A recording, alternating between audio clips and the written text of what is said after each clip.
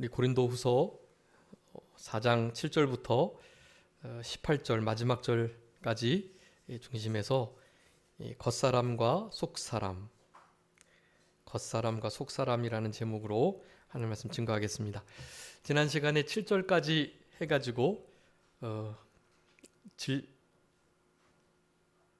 질그릇에 보배를 담음, 보배를 담은 질그릇이라는 제목으로 말씀 함께 상고했었는데요. 7절의 말씀을 다 살펴보지 못했고 사실은 4절부터 살펴보지 못했는데 지금 이 4장의 말씀에 그 주된 내용이 낙심하지 말라예요. 낙심하지 말라. 계속해서 낙심하지 않아야 될 것을 말하고, 사실 사도 바울이 낙심할 만한 상황이 있었는데 자기는 낙심하지 않는다. 너희들도 낙심하지 마라. 이런 말씀을 하고 있는 것입니다. 왜냐하면 이제 지금 2장 후반부터 살펴봤지만 사도 바울의 사도됨을 고린도 교회마저도 제대로 신뢰하지 않고 인정하지 않는 분위기이기 때문에 그런 부분에 대해서 무슨 내가 사도된 증거를 어떻게 증서를 써서 알게 할 것이 아니라 너희들이 나의 사도됨의 증거다. 너희들이 나의 편지요 그리스도의 편지다. 고린도 교회 너희들이 그리스도의 향기가 되면 그것이 내가 고린도 교회를 향하여 사역한 모든 것을 드러낸 것이므로 내가 진짜 하나님의 종임을 나타내는 것이다. 그러니까 그리스도의 편지, 향기의 역할을 잘 감당하면서 여러 가지 고난이 있어도 그 고난 우리 구원을 위해서 주신 거고, 다른 사람들을 위로하기 위해서 주신 거고, 또 하나님만 의지하게 하시기 위해서 주신 거니까 고난에 대해서 너무 낙심하지 말고, 그리고 그 고난이 특별히 복음을 위하여 받는 고난이라면 더욱더 영광될 일이니까 그것으로 인해서 낙심낭망 좌절하지 말아라. 그런 식의 말씀을 지금 하고 계시는 거예요. 그러면서 이제 이 새 언약의 일꾼, 영의 직분, 복음의 직분을 받은 거, 이것이 너무나 귀해서 그것을 행할 때 낙심하지 말고, 또 우리가 뭐 잘나서 된 거 아니니까, 우리는 원래 질그릇 같은 존재이니까 우리가 그런 일을 하다가 우리 안에 있는 보배가 잘 전달되기만 하면 되는 것이니 너무 그런 것으로 인해서 좌절하거나 낭망하지 말고, 도리어 우리들의 이 복음이 전파되지 않은 것, 그것을 안타까워하면서, 전파되지 않은 것은 세상 신이, 이제 4장 4절에 말씀하는데 세상 신이 눈을 가리워 가지고 믿지 못하게 하는 거다. 고린도 교회의 복음의 역사나 사도 바울의 이 생명의 말씀, 이것을 받지 않는 자들은 그들에게 우리의 향기가 그리스도의 향기가 아닌 사망의 향기가 되어서 결국에 생명에 이르지 못하고 결국 죽게 되는 것인데, 그것은 세상신, 그러니까 사탄 마귀가 그 일을 하게 한 것이다. 예수 그리스도에게 있는 하나님의 영광, 하나님의 광채를 나타내는 그 빛을 믿지 않는 이들에게 비추는데, 믿는 이들에게도 마찬가지고, 믿는 이들에게도 비춰져야 더 깊이 자세히 아는데 그렇지 못하게끔 사탄 마귀가 역사하고 있다. 그러니까 우리는 그런 것들을 잘 인지하고 그런 일이 당연히 있을 수밖에 없다는 것을 생각하면서 이 복음 전하는 이 직분의 사역을 잘 감당해야 된다. 그 복음 전하는 일의 핵심은 그리스도 예수의 주 되신 거 5절에, 그리고 우리가 너희의 종된 거, 우리는 너희의 기쁨이고 너희는 우리의 기쁨과 자랑이 되고, 그리고 너희들의 믿음을 어떻게 주관하려고 한 게 아니라 너희들의 종이 되어서 어떻게든지 믿음 생활 잘하게 하려고 한 것뿐이니까. 사실 증명서 들고 다니는 그런 이들은 도리어 왕 노릇하고 자기네들이 섬김 받으려고 하지만 우리는 그렇게 하지 않는다. 사도 바울과 그 일행들은 우리들이 너희들의 종들이다. 너희들이 어떻게 하든지 믿음이 잘 세워지기만 한다면 내가 모든 사람의 종이 되는 것이 전혀 괜찮다라는 말씀을 하시면서 예수 그리스도만이 교회에, 가정에, 직장과 사업장에, 또 우리 심령에 나의 주인이 되신다라는 것을 증거하는 것, 그것이 복음의 가장 주된 내용이라는 것을, 사탄은 그것을 받지 못하게, 야, 너 인생의 주인은 너야, 너 마음대로 해, 네가 하고 싶은 것을 하고, 그 누가 뭐라 그래도 이 어떤 권위나 하라 하지 말라의 그런 모든 쇠뇌적인 구속들, 속박들, 올무들을 벗어버려. 그거는 다 아무것도 아닌 거야. 세상에 남자와 여자만 있는 게 아니야. 그 사이에 얼마나 많은 성이 있는지 몰라. 네가 성이 되고 싶은 만큼 되면 돼. 그리고 실제로 수술도 해줄 수 있어. 그리고 부부는 꼭 남녀로만 이루어진 건 아니야. 예. 남자, 여자 이루어질 수 있어. 어린아이와 남자 이루어질 수 있어. 강아지와 아내, 강아지와 남편이 부부가 될 수 있어 라고 말을 하는 거예요. 지금 그런 세상을 우리가 만났습니다. 인생의 주인이 자기 자신이라는 거예요. 너희들이 그렇게 왜 외로운 줄 알아? 너의 주인이 너가 안 됐기 때문이야. 교회에서 맨날 하라 하지 말라, 뭐 교회에서 막 혼절 순결을 지켜야 된다, 교회에서 가정은 남자와 여자로 이루어졌다, 교회에서 사람은 남과 여로 구분된다, 다 그렇게 하라 하지 마라, 이렇다 저렇다 쇠뇌를 당해서 그런 거지. 너의 인생은 주인은 너니, 예. 마음대로 살아라. 예, 마음대로. 예. 요즘 시대의 가장 아주 주된 흐름이에요. 그게 자기 인생의 주인이 자기 자신이 되게 하는 것. 복음은 그게 아니라고 말을 합니다. 복음은 인생의 주인은 누구시라고요? 예수 그리스도.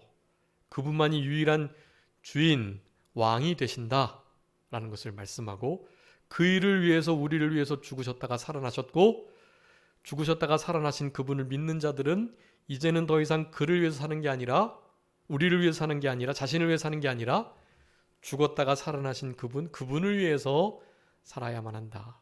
그분과 함께 살아가야 된다라는 것을 복음의 핵심적인 내용으로 소개하고 있는 것입니다. 여러분, 지금 이 시대가 어떤 시대인지를 그렇게 잘 구분하는 것이 참 중요한 때인 것 같고요. 계속해서 그런 일들은 더 심화될 거예요. 인생의 주인이 자기 자신이라는 것.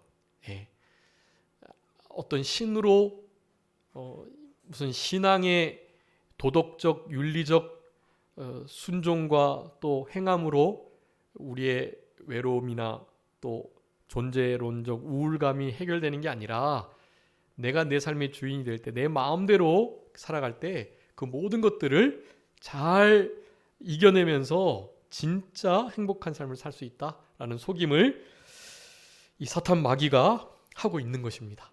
여러분, 이런 세상 속에서 우리는 강력하게 말씀해 주셔야 돼요. 우리 인생의 주인이 예수 그리스도이시라는 것.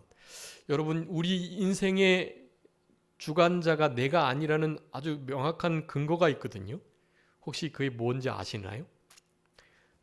저도 그 부분에 대해서 확실하게 생각을 해본 적이 없는데, 그 유튜브를 통해서 우리 이용표 축구 선수 있잖아요. 이용표 씨라는 그이가 하나님이 특별히 사랑하셔서 이런 지혜로운 마음과 생각들을 많이 주시고 또 책을 많이 읽으니까 아마 그렇게 좀 다른 이들에게 기독교를 변증하고 또 하나님을 소개하는 일을 참 잘하는 것 같아요. 근데 그가 그렇게 말하더라고요. 어느 청소년 수련회 가서 짤막하게 설명한 것을 제가 들었는데, 우리 인생의 주인이 우리 자신이 아니라는 명확한 증거. 네. 여러분도 생각해 보세요.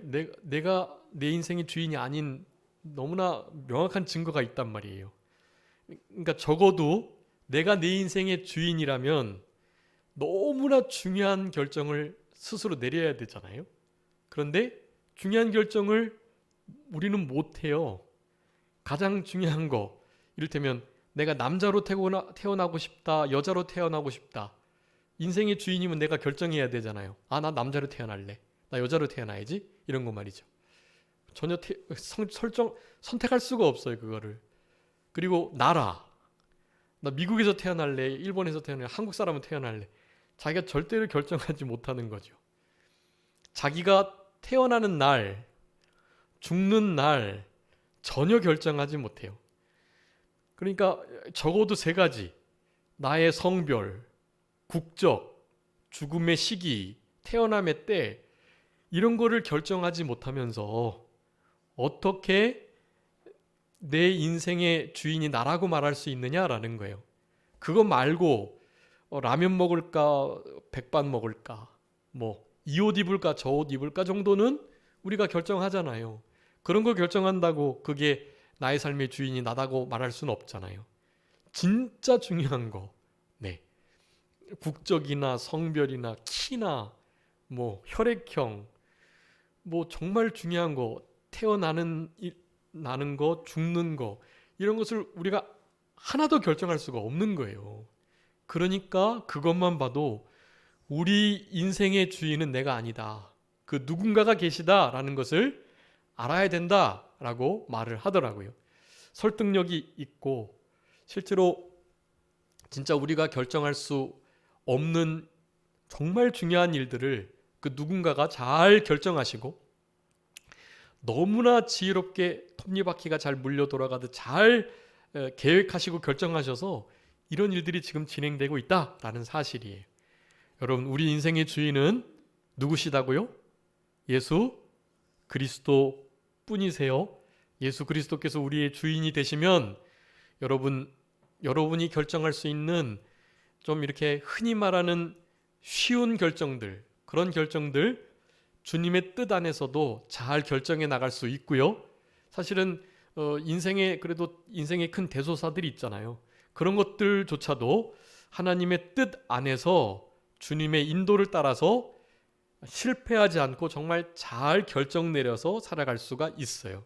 우리가 우리의 인생의 주인이 되지 않으려고 마음을 먹고 우리 인생의 가장 중요한 자리를 우리 주님께, 예수님께 내어드리신다면, 그렇다면 실패하지 않는 진짜 성공적이고 행복한 그런 인생길을 걸어갈 수 있게 되는 것입니다. 사도 바울이나 고린도 교회의 지금 입장이 참 난처하고 힘들어요. 낙심이 될 만하고 그럴 만한 상황이에요, 지금. 그런데 사도 바울은 낙심하지 않는다라고 말을 하는 거예요. 우리 4장 1절에 말씀하고 있죠. 우리가 이 직분을 받아 긍휼하심을 입은 대로 낙심하지 아니하고. 사도 바울과 사도 바울의 일행에 대한 사도권, 진짜 사도가 맞냐에 대한 이런 오해들, 그리고 폄론들, 폄하하는 일들을 다 뒤로 하고 자기는 낙심하지 않는다는 거예요.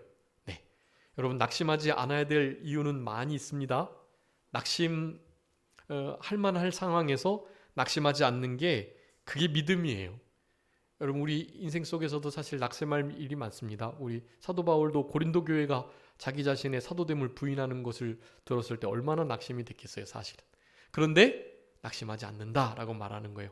낙심하지 않고 도리어 기뻐하고, 그리고 이렇게 낙심할 만할 우리들, 연약한 우리들, 여기에 이 보배라는 너무나 복된 질그릇과 같은 것에 보배가 담겨 있으니 진짜 그 보배가 일하는 거고, 그 보배가 역사하는 중요한 방편이 하나님의 지극히 큰 능력이 우리에게 있지 않다라는 것을, 하나님 자신에게 있지, 이런 능력과 모든 역사가 우리에게 있지 않다라는 것을 결국 알게 해주시려고 이런 낙심될 만한 상황들을 주시는 것이다 라는 말씀을 지금 하고 있는 것이에요. 그래서 우리 8절 말씀에도 이제 이렇게 말합니다.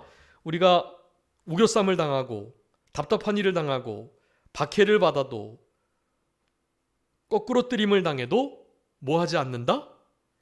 낙심하지 않는다라는 거예요. 거기 우겨쌈을 당해도 쌓이거나 답답함을 당해도 낙심하거나 박해를 받아도 버림받거나 거꾸로 뜨림을 당해도 망하거나 이런 일이 없다라는 거예요. 네, 이거 우겨쌈을 당해도 결국에는 쌓이지 않아요. 막 우겨서 막 진 누르는데도 사방이 완전히 막혀 있는데 쌓인 것처럼 보이지만 사실은 어디가 뚫려 있죠? 네, 위로 하늘은 뚫려 있잖아요. 하늘을 보는 거죠. 사방은 다 우겨쌈을 당해도 하늘이 뚫려 있는 거예요. 하나님께 시선을 고정하고 하나님을 앙망하면 큰 독수리의 두 날개를 받아가지고 그 상황을 모면하고 잘 빠져나갈 수 있도록 하나님께서 역사해 주신다라는 거예요. 여러분, 우리 안에 이런 신앙, 믿음이 있어야 됩니다. 그러니까 쌓이는 거, 버림받는 거, 또 망하는 거, 이런 모든 것들은 바로 낙심할 만한 상황인데 그런 일이 있어도 낙심하지 않는다. 네, 직분에 대한 왈가왈부가 있어도 낙심하지 않는다는 거예요. 고린도 교회가 우리 사도 바울의 편지, 사도 바울의 증명서가 되니까요. 그리스도의 편지가 될 뿐만 아니라 말이죠. 그런 고린도 교회를 향해서 이런 말을 지금 하고 있는 것입니다. 자, 어떤 일이 있어도 낙심하지 않는다. 이 16절에서도 말씀해요. 그러므로 우리가 낙심하지 아니하노니, 지금 핍박받고 있는 이런 부분들이 아주 겉으로 보이는 육체적인 부분들이 많기 때문에 이런 거 중요한 게 아니라 사실 속사람이 중생한 영이 살아나고 말씀으로 살아가고 그래서 구원이 이루어져가고 예수님의 장성한 분량에까지 자라나고 우리의 받은 바 구원이 건설구원되도록 잘 자기가 세워지고 주님 형상 닮아가도록 신의 성품에 참여하도록 성령의 열매가 맺혀나가도록 그렇게 살아가는 것 자체가 중요하다. 지금 벌어지고 있는 사도 논쟁, 사도 바울이 진짜냐, 진짜 사도가 맞냐, 거짓 선생이 아니냐 하는 이런 문제들이 중요한 게 아니다. 그런 일을 당해도 난 낙심하지 않는다. 너희들도 낙심하지 마라. 이 말씀을 지금 하고 계시는 거예요. 자, 그래서 여기 7절에 보면 우리가 이 보배를 질그릇에 가졌다라고 말했는데 이 보배, 지난 시간에 뭐라고 말씀드렸죠? 보배? 일단 보배로 믿음 가리키는 거고, 보배는 골로새서 2장에 보면 우리 예수 그리스도 안에 지혜와 또 지식과 각양 좋은 보화들이 그 안에 있다라고 말해요. 여러분, 우리 예수 그리스도께서 보화예요. 예수 그리스도의 십자가의 죽으심과 부활, 그 복음, 예수 그리스도의 구속의 역사, 즉 십자가의 보혈과 또 3일 만에 부활하신 부활의 생명, 그것을 다 복음의 핵심이잖아요. 그게 바로 그 복음, 그리고 그 복음을 받은 직분, 새 일꾼으로서의 직분, 그것을 요 보배라고 말하는 거예요. 그래서 그렇게 크게 세 가지 의미가 있습니다. 보배가 우리 이사야 33장에는 여호와를 경외하는 것이 뭐라고요? 너희의 보배다, 그렇게 말씀해요. 네, 우리 아버지 하나님, 우리 예수님을 사랑하고 두려워하는 신앙 그 자체도 보배인 거예요. 믿음이 보배고 여호와 경외함이 보배고 예수 그리스도가 보배고 예수 그리스도의 십자가의 대속 사역 모든 것이 보배고, 그런 것을 가진 자가 복음의 직분을 감당하며 생활하는 것, 복음의 직분을 가지고 있는 것, 그게 바로 보배다라는 것을 말하고 그것이 질그릇과 같은 연약한 우리들에게 담겨져 있다라고 말씀하는 거예요. 근데 그 이유를 이렇게 말씀합니다. 심히 큰 능력이 하나님께 있음을 알게 하시려고, 우리에게 능력이 있어서 이런 문제들을 헤쳐나가고 우리의 신앙 때문에 낙심하지 않고 그런 게 아니라 이런 모든 것들이 능력의 심히 큰 것이 하나님께만 있다는 것을 알게 하시려고. 우리 고린도후서 1장에서 우리에게 고난이 있는 거 무엇 때문이라고 말씀하셨죠? 고난이 우리에게 주어지는 이유 1장에서요. 세 가지인데 고린도서 1장 왜 고난을 우리에게 주신다고 그랬죠? 환난. 6절에 보면 고린도서 1장 6절에 너희가 환난을 당하는 것은 너희가 위로와 구원을 받게 하려는 것이다. 네, 위로받고 그 위로로 다른 사람을 위로하도록, 그리고 구원을 받고 구원을 이루어가고, 그리고 마지막 9절이에요. 9절은 하나님만 의지하게 하시려고. 이 세 가지가 고난이 우리에게 주어지는 이유예요. 아주 중요한 이유. 우리의 구원을 이루어가게 하시기 위해서, 위로받게 하시기 위해서, 위로가 넘쳐나게 하시려고, 넘쳐난 위로로 다른 사람들을 위로하게 하시려고 고난을 주신다. 네. 그리고 하나님만 의지하게 하시려고 그런 극한 환난을 주신다. 그것을 말씀하셨습니다. 고린도후서 1장에서요. 그와 같은 말씀이에요.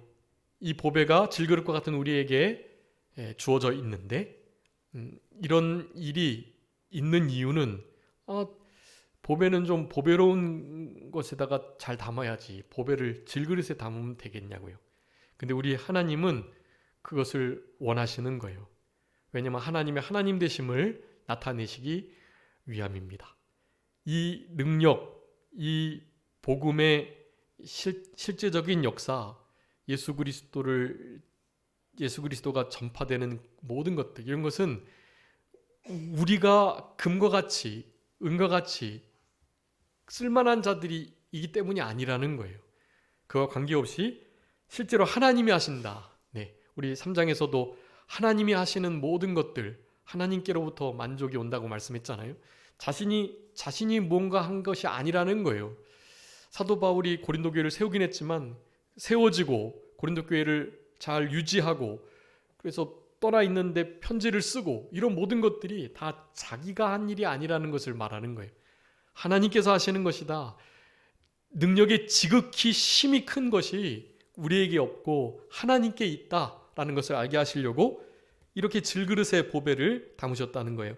우리 1장에서도 어떤 자들을 하나님께서 택하셨다 그랬죠?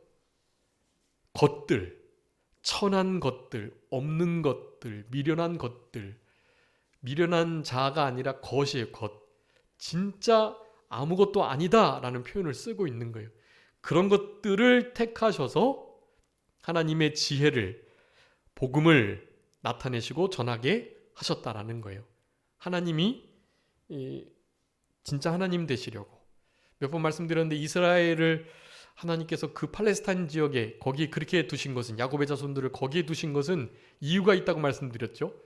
그 유럽, 그리고 아시아, 아프리카, 아래 이집트 해서 사실은 이 큰 세 대륙이 그 팔레스타인 지역을 마치 길목처럼 통과해야만 해요. 근데 거기에다가 이스라엘이라는 나라를 세우신 거란 말이에요. 왜 하필 거기다 그렇게 세우셨나? 그런 데는 원래 나라를 세우면 안 되거든요. 지금도 예수님을 믿지 않는 이스라엘은 너무나 어려움을 당하고 있잖아요. 지금 이스라엘의 그 지중해를 뺀 나머지 모든 이스라엘 전역에, 하여간 이란, 이라크부터 해서 요르단, 그리고 지금 그 시리아, 또 터키, 뭐 이런 나라들이 다 둘러싸고 있어가지고요. 예전에 처음 하나님의 말씀을 받은 자로서 하나님께서 복을 주셔가지고 지금도 견뎌내고 있긴 하지만, 이제 예수 그리스도를 메시아로 모시지 않게 되면 이스라엘도 어떤 환난을 당할지 알 수 없어요. 얼마나 큰 분쟁 지역이 될 수밖에 없다고요. 지금도 뇌관이 바로 거기인 것처럼요. 그런 상황 속에 왜 두시냔 말이죠. 네, 그것은 하나님이 정말 주권자가 되신다. 아주 강한 능력을 가지신 신이다라는 것을 알게 해주시려고 그러는 거예요. 그게 그 주변 열강들을 이집트부터 시작해가지고 또 바벨론, 아수르, 페르시아, 메데바사, 그리고 그리스, 로마, 그런 모든 제국들의 열강의 모든 이 압제를 하나님께서 잘 견디게 해주셨단 말이에요. 물론 이제 마지막에 바벨론에게 멸망을 당했다가 포로로 돌아왔지만 여전하니까 결국엔 로마에 의하여 완전히 망하게 되고 거의 2000년 가까이 나라를 뺏기게 됐단 말이죠. 그런데도 2000년 만에 1948년에 우리나라와 독립이 비슷한 시기인데요. 그 시기에 이스라엘도 독립을 한 거예요. 2000년 동안의 언어, 문화, 자기의 민족 의식 이런 걸 하나도 잃어버리지 않고 아주 예전의 이스라엘 그대로의 모습을 잘 간직한 채 나라가 이루어진 거예요. 하나님이 살아계시다는 명백한 증거입니다. 그게 하나님이 역사를 주관하시고 세상의 나라들을 흥망성쇠를 다스리고 계신다라는 것을 말씀하는 거예요. 잔디밭을 이제 지나가야 되니까 지나가지 못하도록 잔디 밟지 마시오. 표지판을 아무리 세워놔도 거기 막 사람들이 통과해가지고 가려고 한단 말이죠. 잔디밭.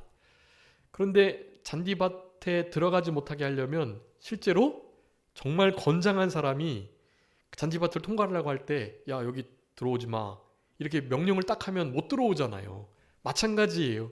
이스라엘을 하나님이 딱 지키고 계셔가지고 열강이 아무리 침입하려고 해도 야 너희들 들어오지 마 한마디 하면 정말 좋은 자리인데도 걸로 못 들어오는 거예요. 하나님이 진짜 살아계신다는 것을 알려주시고자 그런 역사를 주관하고 계시는 거죠. 여러분 보배가 질그릇과 같은 우리에 담겨 있다는 의미는 그런 의미를 가지고 있습니다. 하나님의 능력이 얼마나 크신지를 우리를 통해서 알게 하시는 거예요.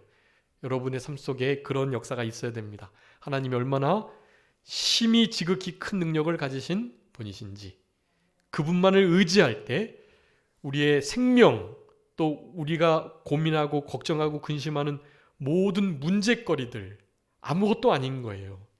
여러분 고린도 전후서를 통해서 아주 강력하게 말하고 계시는 메시지 중에 하나는 모든 시험, 근심, 염려, 걱정, 환난거리들은 무엇을 위함이냐 하면 하나님께로 가지고 갈 때 그 모든 문제들이 해결함 받을 수 있다라는 것을 말씀해 주고 계시는 거예요. 여러분 고린도 전후서에 얼마나 많은 문제들이 있어요. 지금 우리 현대교회가 당면한 문제들이기도 합니다. 여러분. 근데 그런 거 다른 게 아니에요. 하나님만 의지하고 심히 지극히 큰 능력이 하나님께만 있다는 것을 믿고 그분과 함께하고 동행하고 그분을 나의 주인 삼고 그분을 모시고 그렇게 살아가게 되면 사실 그런 모든 문제들은 더 이상 문제가 되지 않는다. 그 문제가 여전히 해결되지 않아도 더 이상 우리 마음속으로 그것이 문제되지 않는다는 거예요. 주님과 함께 그런 모든 것들을 다 해결해 나갈 수 있다라는 것을 말씀하는 거죠. 자, 심히 큰 능력이 하나님께 있지 우리에게 있지 않다라는 것을 알게 하시려고 이와 같은 일을 하셨다라는 거. 여러분 이것을 기억하시고 이 능력은 결국 무슨 능력입니까? 로마서 1장 16절 17절 말씀에 의하면 복음은 모든 믿는 자에게 구원을 주시는 하나님의 능력이 됨이라. 여러분 하나님의 모든 능력, 지극히 큰 능력은 뭐예요? 복음 그 자체예요. 복음이 무엇이니까요? 예수 그리스도이시니까. 예수 그리스도의 우리를 위해서 피 흘려 죽으심과 3일 만에 부활하신 것 그게 복음이니까요. 그게 복음의 아주 핵심이니까요. 그분을 우리의 주로 모시는 것, 그분과 함께 살아가는 것 그게 복음의 핵심이니까요. 우리에게 이와 같은 말씀을 주시는 것입니다.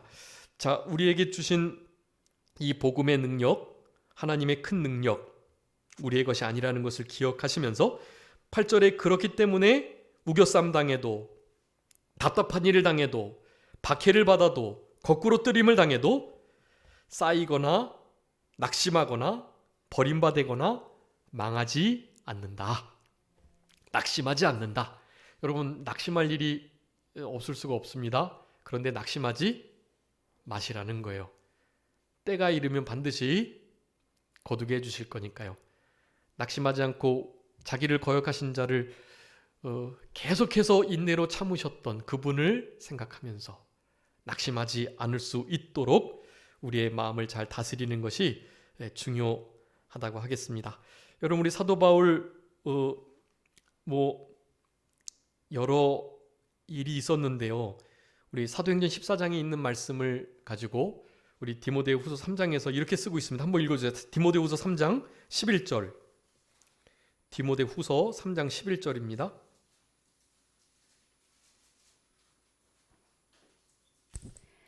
박해를 받음과 고난과 또한 안디옥과 이고니온과 루스드라에서 당한 일과 어떠한 박해를 받은 것을 내가 과연 보고 알았거니와 주께서 이 모든 것 가운데서 나를 건지셨느니라. 아멘. 이 모든 것 가운데서 나를 건지셨다. 여러분, 우리 사도 바울이 그 이고니온 루스드라에서 받았던 사건이 있죠. 복음 전하다가 돌에 맞았단 말이에요. 그래서 죽은 줄 알고 성 밖에 내쳐진 거예요. 아마 그때 3층 전을 다녀온 게 아닌가. 거의 죽었죠. 죽어서 하늘나라에 아마 간 거 아닌가 싶어요. 그 너무 말할 수 없이 복되니까 죽은 줄 알고 이제 성 밖에 내놨는데 제자들이 와서 둘러가지고 진짜 죽었다 하고 이거 어떡하나 그러고 있는데 갑자기 자리를 툭툭 털고 일어나가지고 살아난 거예요. 돌에 맞아 죽었는데. 그러면서 어떻게 했다 그래요? 사도행전 14장에 보면 다시 성으로 들어갔대. 다시 성으로. 왜 성으로 들어갔을까요? 다시 돌에 맞으려고. 다시 돌에 맞아 죽어야 천국에 가니까요. 사실 천국 가려고 들어간 게 아닌가 싶어요. 복음 전하면서 그 영광스러운 말로 형용할 수 없는 그 주님 계신 그곳에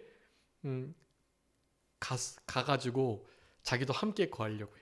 여러분 그래서 우리 빌립보서에 보면 우리 사도 바울은 아주 강력한 욕심, 아주 강력한 소욕이 하나 있었는데 지금 몸을 떠나서 예수 그리스도 함께 있는 것, 그거를 너무나 소망한 거예요. 그런데 나에게 주어진 일이 아직도 있고 육체 열매가 우리 육체를 가지고 있을 때 맺히게 되니 내가 있는 것이 유익이 너희들에게 되니까 하나님께서 아직 나의 생명을 거둬가지 않으시는 것 같다 하면서 예수 그리스도 안에서 발견되고 그분 안에 있고 그분께 붙들려 살아가도록 하는 그런 너무나 큰 열심이 있었던 거예요. 그에게는 아마 그런 연유가 아닐까.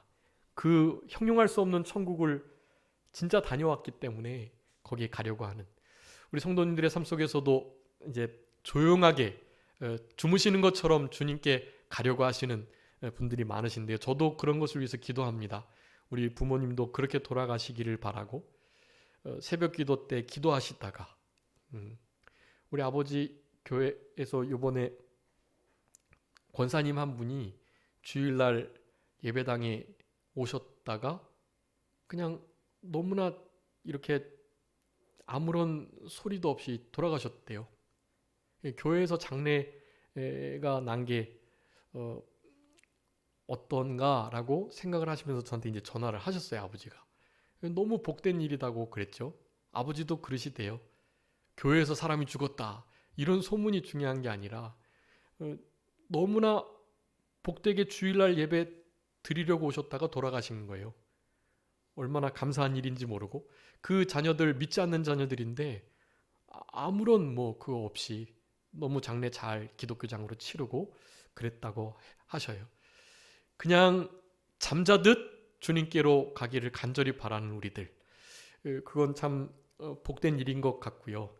세상에서도 고종명 돌아갈 때 천수를 다하고 잘 죽는 것이 얼마나 복이잖아요. 그것이 우리의 삶 속에서도 하나님께 이렇게 기도드리면 진짜로 물론 이제 순교당해서 너무나 비참하게 죽을 수도 있지만 그것 또한 너무나 복된 일이고요.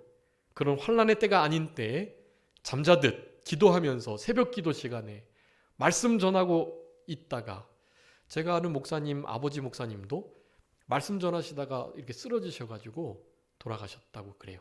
우리 교단 목사님이신데 얼마나 멋지시잖아요. 최선을 다해서 말씀 전하시다가 돌아가시고 말씀 전하고 다 이렇게 주일날 쉬시고 이렇게 방에 계시다가 돌아가시기도 하고요.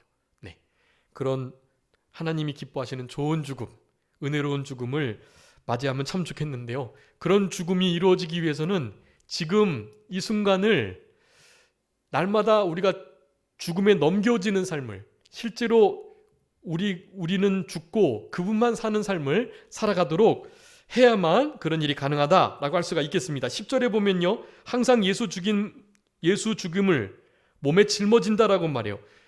이거 뭐 다 이거 이 한 말씀 가지고도 이거 몇 시간을 해야 되는데요. 항상 예수의 죽음을 몸에 짊어진다라는 것. 이건 우리 오전에 말씀드렸던 것처럼 예수의 흔적을 지니는 일 중에 하나예요. 내가 예수님을 죽였다.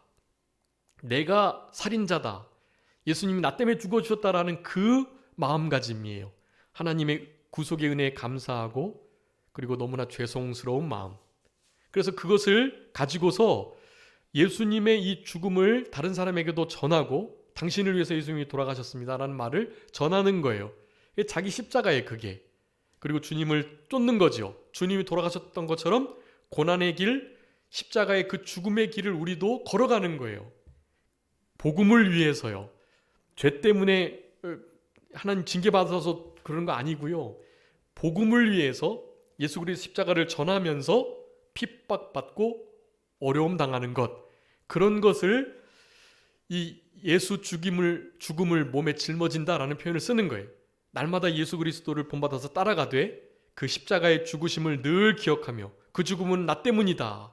그리고 여러분을 위해서 예수님이 또한 돌아가셨습니다라는 마음을 가지고 그것을 전하려고 하는 태도. 그것이 예수의 죽음, 그것을 몸에 짊어지는 것이라고 할 수가 있겠고요. 그것이 가능해질 때 생명이 우리 가운데 나타나게 된다. 예수님의 부활의 생명을 가지고 우리가 살아갈 수 있다라고 말을 하는 것입니다.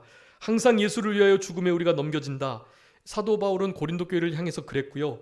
요한복음 12장에 한 알의 밀알이 떨어져 가지고 어떻게 되지 않으면요, 썩어서 없어져 죽지 않으면 열매를 맺을 수가 없다라고 말해요. 사도 바울이 이와 같은 죽음을 무릅쓴, 예전에 한번 주보에 실어드렸는데 그 사도 바울의 죽음, 고난을 당한 게 엄청 어마어마하게 많아요.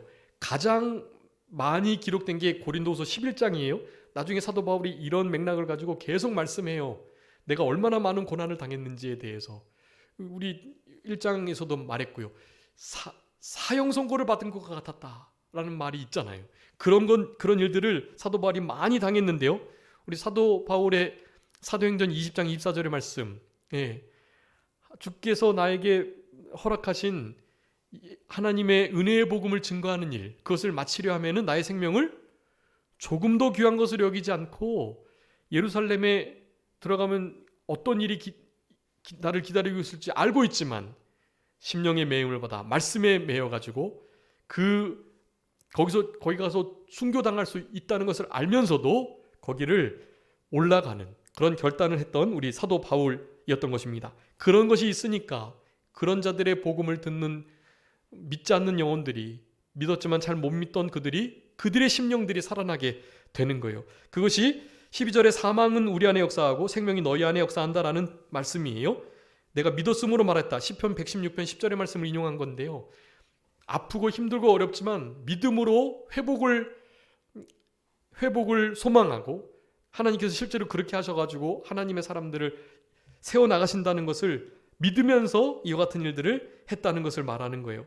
그러면서 이렇게 살리신 이유, 그것은 예수와 함께 우리도 살아서 함께 또한 서게 될 것, 그것을 위해서 이와 같은 생명 살리는 역사, 예수 죽음을 늘 몸에 짊어지고 나는 날마다 죽노라 고백하면서 하나님 앞에서 이와 같은 보배로운 사역들을 잘 감당하는 우리들이 되어야 된다는 것을 그렇게 말씀하는 거예요.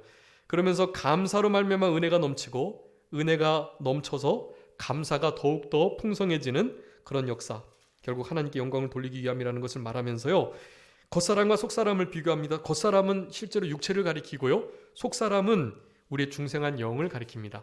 이것은 그러니까 겉사람이 뭐 옛사람, 부패성, 이것을 의미하는 것 아니고요, 또 속사람도 새사람, 중생한 새 사람이 쓰는 인격, 그런 것을 말하는 게 아니라 딱 그렇게 분명하게 기억하시면 돼요. 이 겉사람은 그냥 육체, 그리고 속사람은 중생한 영, 그렇게 아시면 돼요. 우리 겉사람은 자연적으로 늙어지게 돼 있어요. 후패해집니다. 근데 후패가 꼭 건강하지 못하게 죽는다는 것을 의미하는 건 아니에요. 믿음 생활을 잘하면 우리 요한일서 2장에 있는 것처럼, 요한 2서에 있는 것처럼 내 영혼이 잘된 같이 범사에 잘되고 강건케 되는 역사가 있습니다. 건강하게 늙어가는 거죠. 건강하게 겉사람은 후패돼 가는 거예요. 네, 그럼에도 겉사람 자체의 의미를 부여하는 게 아니라 속사람을, 보이지 않지만 속사람, 우리 중생한 영을 위해서 살아가라는 말씀을 하고 계시는 것입니다. 여러분, 잠시 받는 환난에 경한 것이 지극히 크고 영원한 영광이 중한 것을 이루어줘요. 여러분, 지금 우리가 이렇게 주일 오전 오후 예배 막 힘드시지만 허리 아프시고 다리 아프신데 앉아서 1시간 넘게 말씀 듣는 일, 사실 이것도 되게 어려운 일이거든요. 근데 이것은 우리 중생한 영에겐 너무 좋은 거예요. 우리 중생한 영은 이런 말씀을 들으면서 찬송하면서 하나님께 기도 드리면서 우리의 영은 막 살아서 역동적으로 역사하게 되는 것입니다. 여러분, 중생한 영의 그 움직임을 느끼시면서 예배 드리시고 그렇게 인지하시면서 하나님께 나아가셔야 돼요. 그 예배의 태도가 그래야 되는 거예요. 그렇게 되면 육체의 후패됨, 육체의 아프거나 연약한 부분도 하나님께서 강하게 해주세요. 강하게 해주셔서 다른 때는 잘 못 견디는데 말씀 들을 때는 잘 견딜 수 있도록 해주시는 그런 은혜들이 또 있는 것입니다. 그렇게 환난에 경한 것, 지극히 영원한 영광이 중한 것을 이룬다는 것을, 그러면서 우리가 보는 것은 보이는 것이 아니고 보이지 않는 것, 보이지 않는 것을 주목하고 보이지 않는 것을 위하는 것이 그게 지혜로운 거다. 보이지 않는 것이 영원하기 때문이다. 여러분, 로마서 8장의 말씀을 읽어보시면 8장 17절 18절 그리고 24절 28절, 여러분 여기 이 17절 18절에 있는 말씀이 아주 잘 해석돼 있어요. 여러분, 장차 나타날 영광은 현재 받는 이 고난과 환난과 좋게 비교할 수가 없다고 말씀해요. 여러분, 우리가 지금 여러 가지 믿음 때문에 고난받는 게 있을 수 있는데요, 그런 것들 비교할 수 없는 영광을 나중에 우리에게 이루어주게 하십니다. 그런 믿음을 가지시고 우리 보이지 않는 것, 보이는 것은 이제 너무 신경 쓰지 마시고요, 보이지 않는 것, 속사람, 중생한 영, 그 영이 주님을 닮아가고 자라가는 일에 늘 마음 쓸 수 있도록 그렇게 남은 때를 살아가시는, 특별히 어떤 일을 당해도 낙심하지 않는, 때가 되면 반드시 거두게 하시는 우리 하나님이시니까 낙심하지 마시고 지극히 큰 믿음 가지시고 이 환난 받는, 잠깐에 받는 이 환난에 경한 가벼운 것이 영원한 영광의 중한 거, 아주 무거운 것을 우리에게 이루어 준다는 것을 기억하시면서 믿음으로 늘 승리하시는 우리들이 되겠습니다. 잠깐 기도하겠습니다. 살아계신 우리 아버지 하나님, 감사합니다. 우리 질그릇된 우리들에게 보배로운 우리 예수 그리스도와 예수 그리스도를 향한 믿음과 예수 그리스도의 십자가의 죽으심과 부활의 생명에 관한 이 복음 직분을 우리에게 맡겨주셔서 겉사람은 후패하지만 속사람은 날마다 새로워지며 이 땅에서 잠깐 받는 환난에 경한 것이 지극히 크고 영원한 영광이 중한 것을 이루며 보이지 않는 것에 주목하지 않고 보이지 않는 것을 주목하여 영원한 것을 이룰 수 있도록 이 땅을 살아가게 우리를 권고하시는 아버지 하나님의 은혜를 진심으로 감사합니다. 이 상황, 이 세상 속에서 낙심하지 않을 만한 일들이 정말로 별로 없는데 낙심하고 또 낙심할 수밖에 없는 상황이 계속되는데 우리 안에 계신 이 보배로운 역사로 말미암아서 이 낙심할 만한 상황 속에서도 넉넉하게 그 낙심을 이겨내며 힘이 지극히 큰 능력, 그것이 우리에게 없고 오직 하나님께만 있다는 이 진리의 말씀을 늘 마음에 깊이 새기면서 주님이 주시는 힘과 능력을 가지고 낙심하지 않고 도리어 크게 기뻐하고 감사하면서 그리스도의 향기, 그리스도의 편지 역할을 잘 감당하는 우리 모두가 되게 해 주시옵소서. 아버지 하나님, 환난이 더 심해질 수 있사오니 그 심한 환난 속에서도 낙심하지 않고 그 환난을 우리에게 주신 이유를 기억하며 우리의 구원을 위하여, 구원을 이루어가게 하시기 위하여 다른 사람들을 위로할 수 있도록 지극히 큰 위로를 우리에게 더해 주시기 위하여 무엇보다도 하나님만을 전적으로 신뢰하고 의지하게 하시기 위하여 그런 환난이 주어졌음을 기억하고 그 환난을 믿음으로 감사함으로 잘 통과할 수 있는, 100점으로 통과해서 잘했다 칭찬받을 수 있는 우리 모두가 되게 해 주시옵소서. 아버지, 우리 산정교회에 속한 우리 성도님들의 삶을 주님께서 붙들어 주시고 특별히 영육간의 건강 지켜주시고 육체로 아프신 분들이 많이 계시오니 하나님께서 어루만져 주시고 주님의 피 묻은 손으로 안수하시고 만져주시고 치료의 강선을 바래주시고 회복시켜 주시기를 간절히 바라옵고 모든 것 주님께 맡기오며 살아계신 예수 그리스도의 이름으로 기도 올리옵나이다. 아멘.